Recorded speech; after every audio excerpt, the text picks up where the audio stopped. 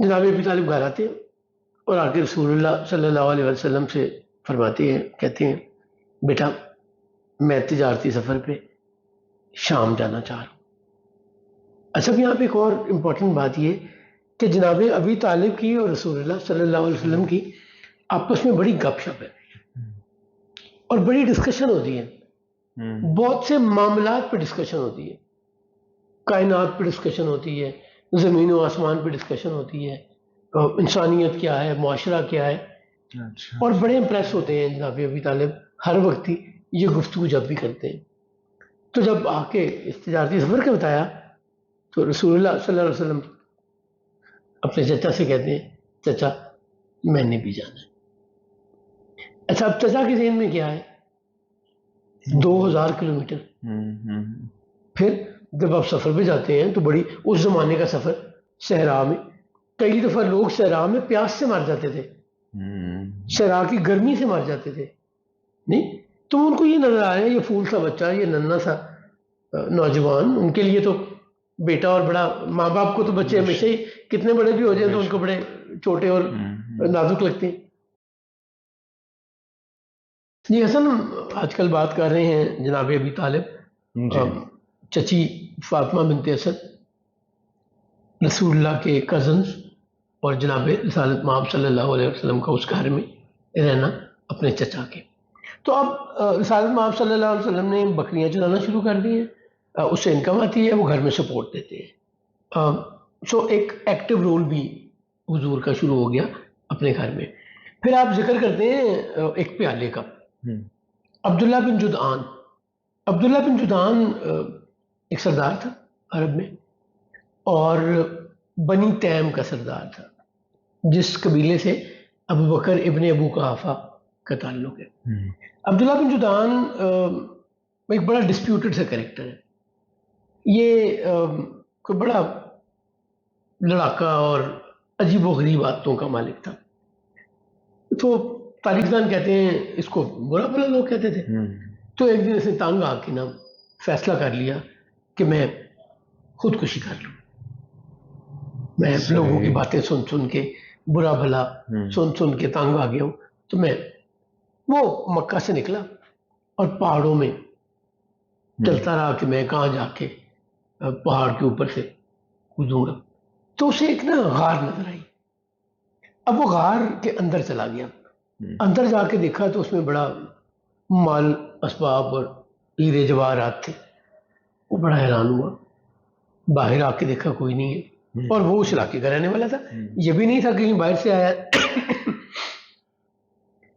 اس نے وہاں سے کچھ چیزیں اٹھائیں اور باہر نکلتے ہوئے اس غار پہ نشان لگا لیا اپنی پہچان کے لیے، اور خودکشی کرنے کی بجائے واپس آ گیا، اور اب وہ لوگوں کی ویلفیئر کے لیے سخاوت کرنے لگا، لوگوں میں غریبوں میں پیسے بانٹنے لگا، یعنی ادروائز کریکٹر ہو گیا یہ۔ He turned entirely otherwise after this incident. آپ ایک بہت بڑے مشہور صحابی سہیب بن سنان رومی، سہیب رومی جنہیں ہم کہتے ہیں، سہیب رومی بنیادی طور پہ عرب تھے، یہ عراق میں رہا کرتے تھے، ان کے والد فوج میں تھے، جنگ ہوئی تو رومی فتح کر لیا انہوں نے، اور وہ ان کے والد کو اور سہیب کو قیدی بنا کے روم لے گئے، تو روم میں پلے بڑے سہیب، اس وجہ سے عرب ہونے کے باوجود عربی نہیں اچھی جانتے تھے، رومی زبان جانتے تھے، جو سہیب کو رومی لفظ استعمال کیا جاتا ہے وہ اسی نسبت سے کیا جاتا ہے۔ یہ غلام کے طور پہ خرید کے مکہ میں آئے، یعنی جب مکہ میں آئے تو یہ غلام تھے۔ کسی وقت میں عبداللہ بن جدعان نے، جدعان جیم دال عین الف نون، ابھی ہم پچھلی نشست میں بات کر رہے تھے اللہ کے نام کی اور عبداللہ کی، یہ بوڑھا آدمی تھا بزرگ، جس کا نام بھی عبداللہ تھا، سو عرب کے لیے لفظ اللہ یا عبداللہ نیا نہیں تھا اور اللہ کی پہچان بھی نہیں تھی، مسئلہ ان کا شرک تھا۔ عبداللہ بن جدعان نے سہیب بن سنان رومی کو خرید کے آزاد کر دیا، خدا کی خوشنودی کے لیے، صہیب پہ مہربانی کرنے کے لیے، یا ایک کمزور کی زندگی آسان بنانے کے لیے. ٹھیک. سو عبداللہ بن جدعان بڑا ڈفرینٹ بیہیو کیا پہلی زندگی میں اور بعد میں. تو اس نے ایک اور کام کیا، اس نے مسافروں کے لیے ایک پیالہ بنوایا. اور پیالے کا سائز کیا تھا؟ تاریخ دان بتاتے ہیں کہ مسافر اونٹ پہ بیٹھے بیٹھے اس پیالے میں سے کھانا لے لیتے. Think of the size of, شاید اس روم کے برابر یا اس کے قریب قریب وہ پیالہ ہوگا. اور کتنا کھانا اس میں بنتا ہوگا، کتنی پانی، جو بھی چیز ڈالی جاتی ہوگی، دودھ ہوگا، پانی ہوگا، کھانا ہوگا، کھجوریں ہوں گی، کتنی زیادہ تعداد میں ہوں گی. نہیں، اور یقیناً کوئی نہ کوئی ڈونگا، کوئی چیز ایسی بھی وہاں پہ اس کے ساتھ رکھی ہوگی، کوئی چمچ، کوئی بڑے چمچ جس سے لوگ نکالتے ہوں. تو کئی دفعہ رسالت میں آپ صلی اللہ علیہ وسلم فرماتے ہیں کئی دفعہ میں اس پیالے کی چھاؤں میں بھی لیٹ گیا گرمی سے بچنے کے لیے. جب کمرے کے سائز کا اگر پیالہ ہوگا کم و بیش تو ظاہر ہے اس کا سایہ بھی تو بڑا ہوگا نا. تو یہ سارے رسول اللہ صلی اللہ علیہ وسلم کے بچپن کے زمانے کی باتیں ہیں جو ہم کر رہے ہیں. اب رسالت میں آپ صلی اللہ علیہ وسلم کی عمر مبارکہ 12 سال ہوئی تو جناب ابی طالب نے تجارتی سفر پہ شام جانے کا فیصلہ کیا. اب ہمیں پتہ ہے کہ عرب سے 2 قافلے سال میں جاتے ہیں، گرمیوں میں شام اور سردیوں میں یمن. اور یہ کس نے شروع کیا تھا؟ جناب ہاشم نے. رسالت میں آپ صلی اللہ علیہ وسلم کے پردادا نے یہ 2 سفر شروع کیے تھے، ورنہ اس سے پہلے سال میں ایک ہی سفر تھا. اور سورہ قریش میں ان دونوں اسفار کا ذکر ملتا ہے، سردیوں اور گرمیوں کے. تو جناب ابی طالب نے فیصلہ کیا کہ تجارت کے لیے دمشق جاؤ، شام. اچھا، اب یہ وہ قافلہ ہوتا تھا جو پورے کے پورے مکہ کے لوگ جمع کر کے ایک وقت میں جایا کرتے تھے. بڑا قافلہ، یعنی پوری اکانومی آپ اگر کہیں نا کہ اس پہ بیس کرتی تھی تو غلط نہیں ہوگا. جناب ابی طالب گھر آتے ہیں اور آ کے رسول اللہ صلی اللہ علیہ وسلم سے فرماتے ہیں، کہتے ہیں بیٹا میں تجارتی سفر پہ شام جانا چاہ رہا ہوں. اچھا، اب یہاں پہ ایک اور امپورٹنٹ بات یہ کہ جناب ابی طالب کی اور رسول اللہ صلی اللہ علیہ وسلم کی آپس میں بڑی گپ شپ ہے اور بڑی ڈسکشن ہوتی ہے. بہت سے معاملات پہ ڈسکشن ہوتی ہے، کائنات پہ ڈسکشن ہوتی ہے، زمین و آسمان پہ ڈسکشن ہوتی ہے، انسانیت کیا ہے، معاشرہ کیا ہے. اور بڑے امپریس ہوتے ہیں جناب ابی طالب ہر وقت ہی یہ گفتگو جب بھی کرتے ہیں. تو جب آ کے اس تجارتی سفر کا بتایا تو رسول اللہ صلی اللہ علیہ وسلم اپنے چچا سے کہتے ہیں چچا میں نے بھی جانا ہے. اچھا، اب چچا کے ذہن میں کیا ہے؟ 2000 کلومیٹر. پھر جب آپ سفر پہ جاتے ہیں تو بڑی اس زمانے کا سفر صحرا میں، کئی دفعہ لوگ صحرا میں پیاس سے مر جاتے تھے، صحرا کی گرمی سے مر جاتے تھے. نہیں تو ان کو یہ نظر آ رہا ہے یہ پھول سا بچہ، یہ ننھا سا نوجوان، ان کے لیے تو بیٹا اور بڑا، ماں باپ کو تو بچے ہمیشہ ہی کتنے بڑے بھی ہو جائیں تو ان کو بڑے چھوٹے اور نازک لگتے ہیں. تو یہ پریشانی ہوگی، اتنے دن گھر سے باہر رہنا بھی اپنی جگہ ایک مشکل ہوتی ہے. بٹ رسول اللہ صلی اللہ علیہ وسلم چچا سے ضد کرتے رہے. اب دونوں طرف کی محبت ایک جیسی ہے. نہ ابی طالب رسول اللہ کے بغیر رہتے ہیں، نہ جناب رسالت مآب صلی اللہ علیہ وآلہ وسلم اپنے چچا ابی طالب کے بغیر رہتے ہیں. سو خواہش دونوں کی ہے کہ اکٹھے رہیں اور شام کے سفر پہ جائیں. رسول اللہ زیادہ ضد کرتے ہیں تو جناب ابی طالب مان جاتے ہیں.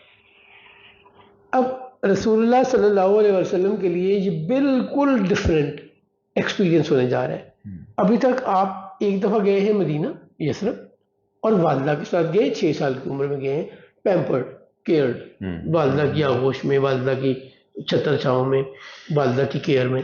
واپس آتے ہیں تو ایک حادثہ، والدہ کی ڈیتھ، آدھے رستے تک تو کم و بیش والدہ کا ساتھ ہے.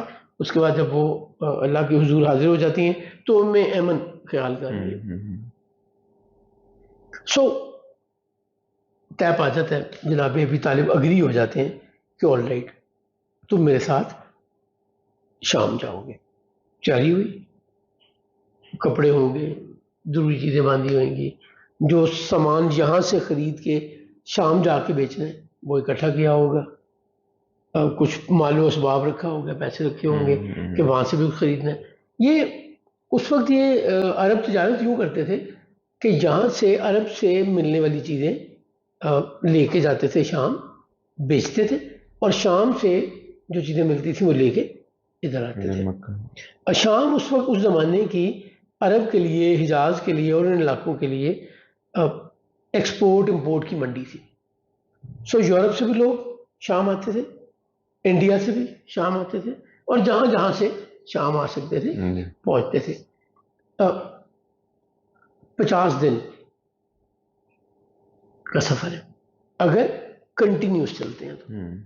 اونٹ ایک دن میں 40 کلومیٹر کا سفر طے کرتے ہیں، اور اس سفر میں اگر وہ روز بھی چلتے رہیں تو 50 دن چاہیے۔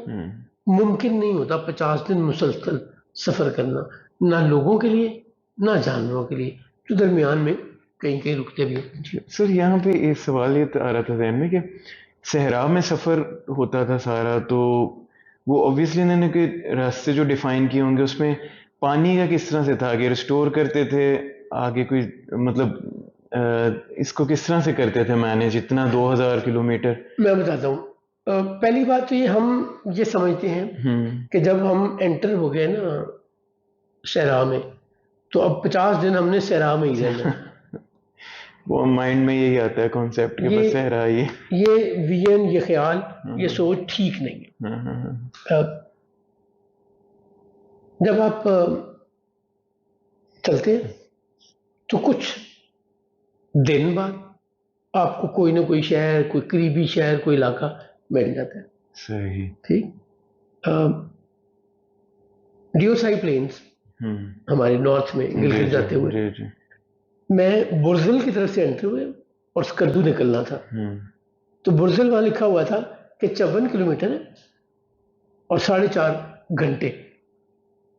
میں کمپریہینڈ ہی نہیں کر پایا، یا 45 کلومیٹر اور 4.5 گھنٹے، 45 کلومیٹر کے لیے 4.5 گھنٹے نہیں پہاڑ تو پھر سر 5.5 گھنٹے لگے جیپس پہ نہیں۔